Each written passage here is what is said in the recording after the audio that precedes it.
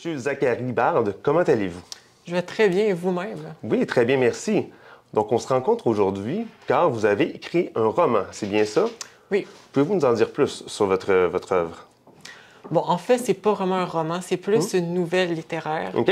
Mais c'est comme un roman. Ça se lit comme un roman, mais c'est comme une nouvelle, dans le sens que c'est un format plus petit. Et à la fin, on arrive avec une explosion extraordinaire un événement, là, et ça fait... c'est comme une nouvelle, là. Parfait. Et comment s'appelle votre œuvre? Bon, ça s'appelle Murmure des songes. OK. Et le titre, c'est parce qu'à l'intérieur, c'est dans un immeuble, en fait, et dans cet immeuble-là, on met vraiment l'emphase sur les songes, les pensées de ses résidents. En fait, chaque partie du livre a un genre littéraire différent.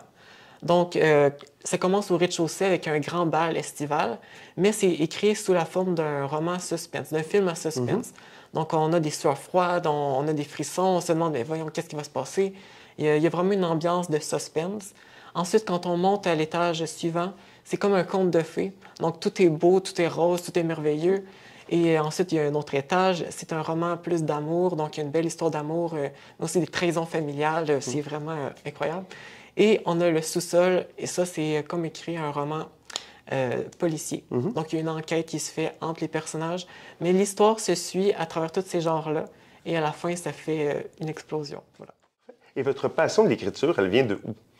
Ça vient vraiment de mon enfance. Je pense que j'étais en maternelle puis j'écrivais déjà. Je me rappelle, j'ai encore plein de petits livres que j'écrivais. On faisait les dessins avec ça. Puis de fil en aiguille, c'est devenu vraiment une passion, l'écriture. Moi, je suis pas très papier. J'aime beaucoup quand c'est numérique. Je trouve que ça se transfère facilement, ça se lit facilement. Donc oui, puis mon premier roman aussi était en format numérique seulement. Donc, je voulais répéter l'expérience avec le nouveau. C'est une artiste locale qui a peint, en fait, la page couverture. Oui. Donc, elle s'appelle Émilie.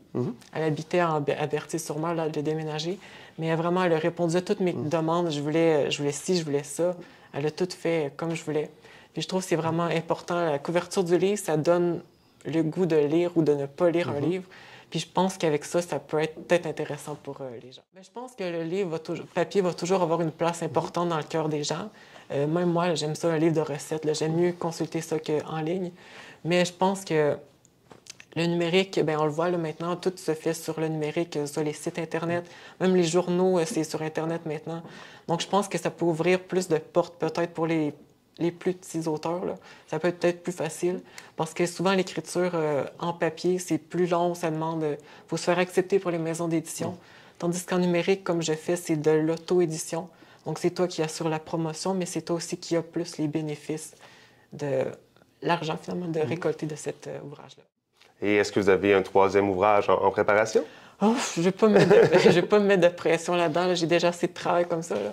On verra ça dans le futur. Si dans 6-7 ans, un autre roman se fait, bien, tant mieux. Parfait. Et on peut le retrouver où, votre roman? C'est sur lesacardise.com, alors mon site Internet, il y a une boutique en ligne. Et puis aussi sur Apple Books, dès le 1er septembre, au coût de 9,99 $. Donc voilà.